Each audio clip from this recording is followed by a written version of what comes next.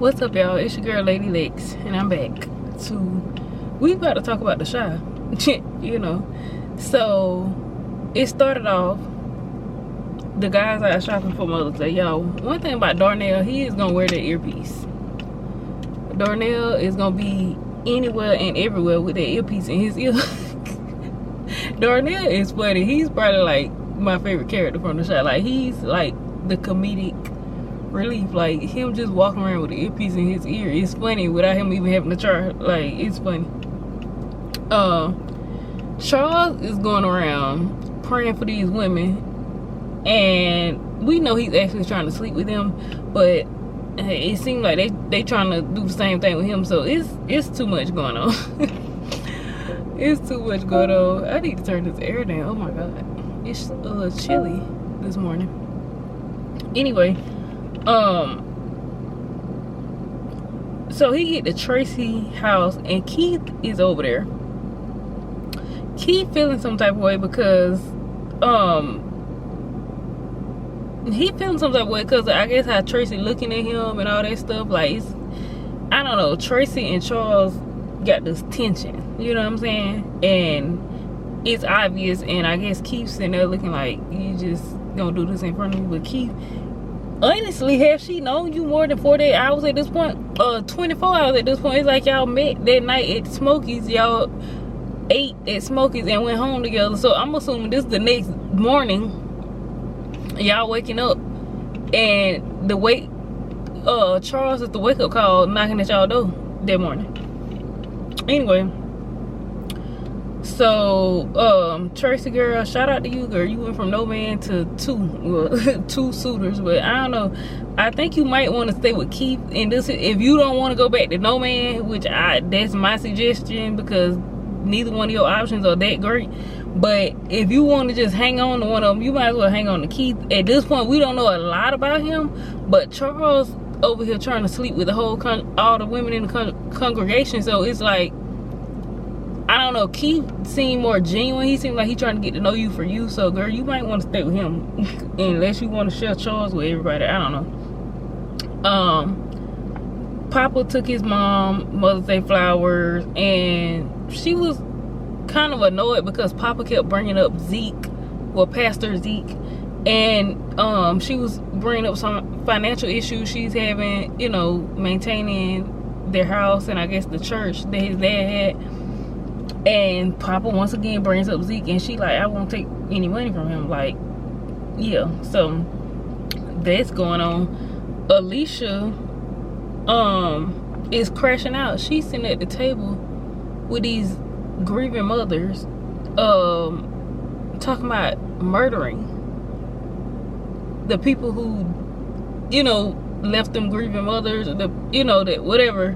She trying to take out all the bad people. Alicia, you do know this group of women you talking to, these are just normal day-to-day women. Like, they are not built for the street stuff that you talking about doing, like taking somebody out. Like, and you so openly saying this, Alicia, you know, they built you up to be like the big bad criminal. Well, not criminal, but you know, like the big bad wolf in a way. It's like, oh, you know, but it's like, Alicia, you done showed several times that you can fumble, because you didn't shoot Duda, you know what I'm saying? Like, you fumbled on Duda the first time. I don't know if y'all remember that. Her and Shad pulled up on Duda one time. She didn't go through with it. Then the next time she came to do it, Nook ended up doing it before she did it. So it's like, I don't know. You scare me, because you the type that'll get arrested. I mean, you know, anybody should be arrested for doing criminal stuff, but you seem like very easily they can figure out it was you, because like, you are leaving, you telling people what you telling everybody what your plan is. So it's like, if people start popping up unalive, it's obviously going to be you. Like, people are going to obviously be like, oh, it's you. Or even some of the people may be scared of these type of conversations you having, the women that was at the table, and they may go tell the police and get like an investigation started on you, because it's like, this lady invited me over to her house for dinner and she started talking about taking people out, and I don't want no parts of it. So Alicia, girl, you need to watch what you saying and who you saying it around, girl. Darnell, and Emmett have to teach Damien about playing spades. Damien said he got a spades game coming up. I'm sorry, y'all. I don't know. Something's in my eye. And it's like, yours in my eye. I'm going to try to leave it on. Anyway, so Damien asked them to help him learn how to play spades. It's relatable. Black people, you know, who are into playing cards, they don't play about spades and all the card games and stuff like that. I don't really, I somewhat know how to play spades. It's like riding a bike for me. I've been taught how to play spades. I'm not really a card player, but you know what I'm saying, I've been around people who have, so they, you know, I'm a pretty fast learner. I've played spades maybe 4 or 5 times in my life, but it's always years and years apart. So every time, like, I don't know, last time I played spades or any type of cards, probably like 20, maybe 18 or 19. Mind you, it's 2025 now. So if somebody brought up playing spades, it's like, I'll play, you know, if y'all want me to play, but y'all jog my memory, you know what I'm saying? How do you play this game again? Like, what's the, you know, and then, you know, I'm pretty decent at it, you know, once they jog my memory. But if somebody just tell me right now, hand me a stack of cards, like, oh, show me the setup of spades, baby, I don't know how many cards everybody get there. I don't know. I really don't play cards like that. You know what I'm saying? It's just something every now and then. Like, it depends on, you know what I'm saying, every now and then I might end up around some people that might like to play cards. So it's relatable. Damien, like, I feel like that's not a huge part of like our generation. Like, Damien is probably somewhat close to my age, and it's like, I don't know, I think the older people, you know what I'm saying, probably 35 plus, the great majority of them probably know how to play. People between probably 25 and 35, it's like, we've been around it, we've seen it, we may have played it a few times, you know, but we don't really know how to play it off the top of our head, but we can kind of learn. But under 25, them people they probably heard of spades, they know what it is, but they probably ain't never played spades in their life, for real. Anyway, so that's just fun, like, you know, black people things that we do. Okay, so Trig, I'm calling him Trig, child. Victor, Trig, whatever. But lately, he been acting like Trig. I ain't gonna lie. He been acting like Trig in a way. So I'm probably gonna be saying Trig in this. But if you've been watching the show, you know who I'm talking about. I'm talking about Victor. Trig, Jake, and Reg, they're at home. And Reg surprised them with their mother. And we know they have some issues. The mother, you know, has abandoned them a few times. But she's dealing with some... was it drugs or alcohol? She dealing with some issues.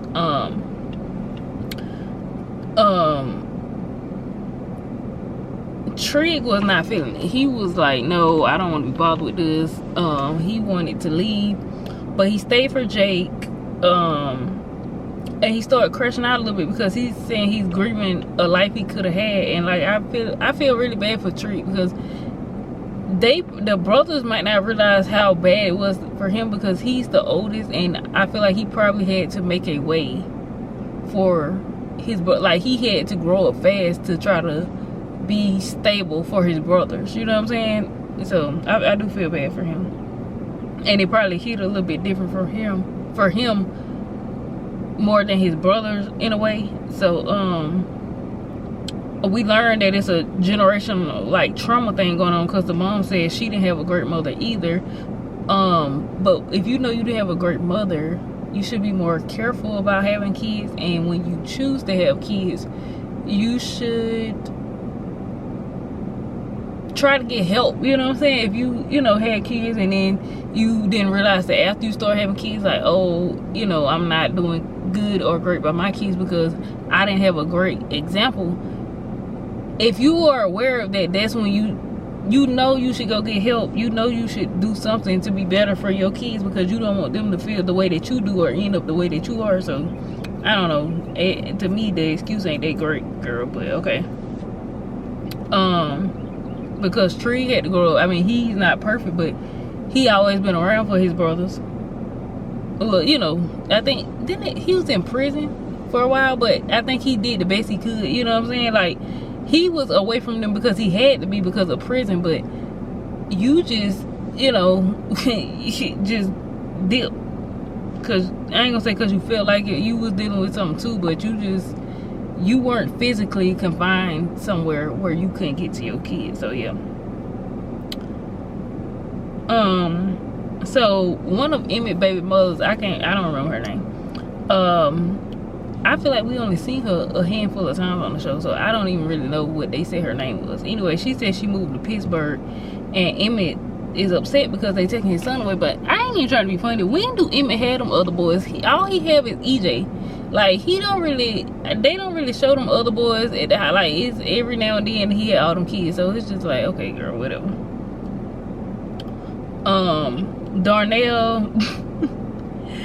Darnell might have been more serious about teaching Damien how to play spades than he was about his earpiece, because Darnell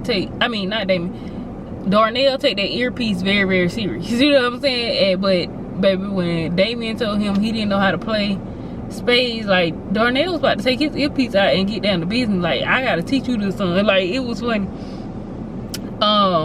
So him and Emmett, you know, sit down and teach Damien how to play spades. Rashad convinces Alicia to take the girls that she's with, that she was having this dinner with, having this crazy conversation, talking about she want them to come together and take somebody out. He convinced her, you know, they kind of sitting around, you know, like sad and stuff. He was like, you know, let's go to the party with everybody else and try to get y'all spirits up or whatever. So they went, and it seemed like everybody was having a good time. Let me see. So they would get back to Reg, Jake, Trig, and their mother having dinner. I just want to know this might be crazy, but why do people dip from the middle of the casserole, like the macaroni? Like, it's on the movies though. Like, people don't do that in real life. You start in the corner, you cut that macaroni or whatever type of casserole it is, and you put it on your plate. You don't just dip in the middle of the pan and just mess the whole floor of the thing up. Like, I don't know. Maybe that's me in my family, but I don't know. Even when I go to other people's family functions, like, it's like a known thing. Like, you cut you a piece out, you know what I'm saying? Or you start in the corner. You don't just dip in the middle of the casserole and just like, oh, okay, here we go. I don't know. That's probably petty, but it's just for it. And it seems like they be doing it on TV shows, not only just this show, but like TV shows in general. Like, they just be doing stuff. Y'all, so the professor's wife went up. I don't know her name. I gotta learn her name. The show be having too many characters, child. And then it's like some of the characters fade off into the background for a while, and they come back, and it's like, what was your name again? Like, it's so many people on the show. Like, it really is. The professor wife was talking to Keisha, and she talking about how Christian love her. And y'all, that's when I put it together. Y'all remember Christian that Keisha was dating that time when she was pregnant? That real nice dude. When he worked at a bookstore, and he was real nice. He took her on dates. Like, he treated her really nice. And he was very understanding of her situation with the pregnancy and all that stuff, because at that time Keisha thought it was the man that kidnapped her. She thought it was his child. So the professor and his wife are the parents to that boy. You know what I'm saying? I never knew that. You know what I'm saying? Of course they never mentioned that he just popped up. He, you know, dated Keisha, and then that was it. I love how they wrote that storyline together, like how it's all coming back together, like how it's the professor saying Bakari remind him of somebody, and the whole time it's his son. You know what I'm saying? And then his son being the nice, mysterious guy that was nice to Keisha, and then he just went away, and then now it's all coming together. So Keisha, that was, you know, the guy she dated for a period of time, and his mom was like, yeah, he loved you and all that type of stuff. And I just felt so bad. They said that his dad said he took his life, unfortunately. And it's crazy. Like, I don't know, like, this is crazy. Like, but I feel like it's all coming together for a reason. Like, and I feel like it's gonna be crazy. But oh man, rest in peace to Christian. Like, he was such, like, I ain't gonna lie, I was rooting for Keisha and Christian. I was like, oh my God, like, he is such a nice dude. Like, Keisha girl, you know what I'm saying? That's a good man, Savannah. But you know what I'm saying? I don't know, she just wasn't interested in him like that, child. She wanted Emmett and all his children. So I don't know, but I was rooting for Christian, because he was a good man, Savannah, based off what we saw of him from the show. So I don't know, it was just sad. So Damien showed up to play spades. Child, Keith is there, and they made Damien nervous, obviously, because Keith has been, like, you know, kind of like bully / harassing him because Keith went to jail and did some time because of something Damien did. Then we go back to Emmett and Keisha's, you know, Mother's Day party. Child, why is Emmett jealous because Nook gave Keisha a Mother's Day card? I ain't gonna say why. I mean, I kind of understand. He should just be skeptical of Nook in general, not necessarily because he feel like he pushing up on Keisha. Nook is dangerous. Nook is the op, but he's, I don't know, I feel like he's feeling a lot of regret. Then Nook helps Tiff take the trash out at Emmett's house. Why he said that his dad took his mom out? Like, I don't know. Like, Nook probably, that has to be extremely, like, imagine one of your, like, I don't even want to imagine it, but I'm just saying, one of your parents taking out other parent, that's crazy, traumatizing. And it's like, I would think you probably would feel like you lost both of your parents at once, because it's like one parent taking out the other one. It's like one is physically gone and the other one is like you never gonna probably love or respect them the same, because look what, like, how there was a deep betrayal. Like, how do you take my other parent away from me? You know what I'm saying? Unless it was like some self-defense, maybe the domestic violence situation. But I ain't trying to be funny, that don't sound like it's the case with that. It sound like Nook Daddy was crazy, and maybe that's where he get that little crazy side from. Because 9 times out of 10, the domestic violence, like self-defense and that, normally it would be the woman taking out the man, because you know what I'm saying, he was beating her to a pulp and she grabbed something or got that pow and, you know what I'm saying, did what she had to do to get him up off of her. You know what I'm saying? So like I said, unless it was that, but if one of your parents just crazy and took the other one out, it's just like, but even still, even if it was in self-defense, it still would be like a mind, you know what I'm saying? Like, it would still just feel probably crazy. So yeah, Nook, that explains some stuff about Nook. We don't really know a lot about Nook's background, but that explains a good bit for me, that kind of we can kind of see what shaped him into him being him. Because he's like kind of like aggressive towards men, but in a way he's like extremely soft towards women. Like, you know what I'm saying? Like, he I don't know, you can kind of see like him, especially like mothers, you can see him like, you know, really feeling it, you know what I'm saying, really being gentle towards them and want to be helpful and stuff. Like, yeah, it's sad. Child, why them people start doing the Tamia shuffle? I said, how do y'all even know how to do it? But mind you, y'all see how they didn't really show, like they kept chopping the video up, and you know, Alicia, Rashad started spinning Alicia around, like, and it was just like they was freestyling. Yeah, because I don't think many people know how to do the Tamia shuffle, but if they do, give them people a gold medal. Give them people a gold medal, because that dance, it's like you can get the first couple steps, and then after maybe 10 seconds max, it's like, hold up, which way are we spinning, how many steps we do to the right, left, like what is going on here?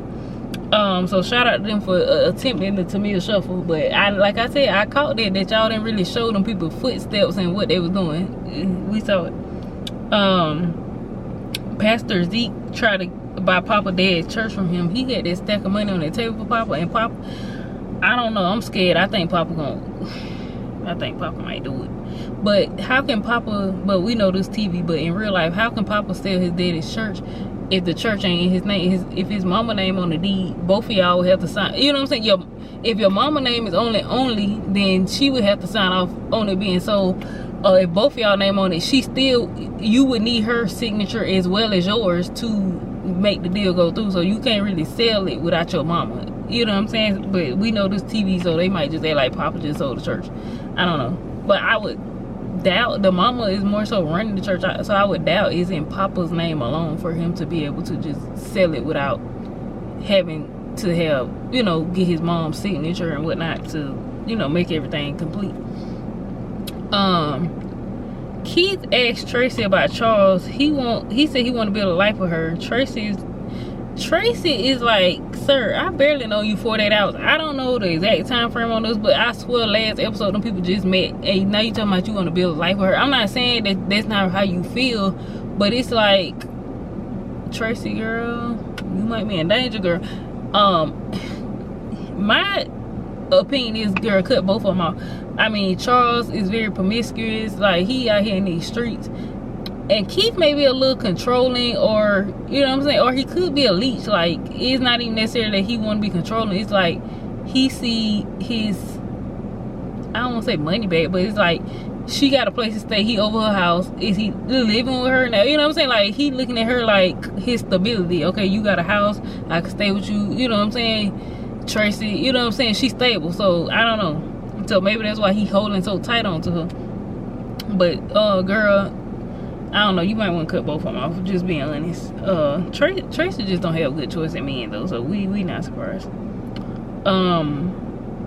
And Tracy girl, another thing, I don't know what's going on with you and Keith, but I do feel bad for Damien, and he said he gonna leave Damien alone for now because he got a woman. So Tracy girl, I'm low-key rooting for y'all to stay together so he can leave Damien, he can continue to leave Damien alone, because Damien be like, he be nervous, you know what I'm saying? I don't know if y'all noticed that. He be like nervous, he's quirky, but I like Damien's character. I really do. Like, I like, you know, he is very much so himself, and I loved it. I love that he's comfortable with being himself. So then Nook take Tiff home, and Tiff basically tell Nook that she think Alicia got the wrong person. Nook, I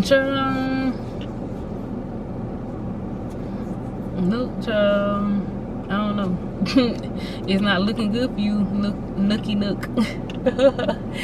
Anyway, y'all, so that's my review on The Chi, and I will catch y'all in the next video. I gotta go. I gotta slay some braids today, so I will catch y'all in the next video. Peace.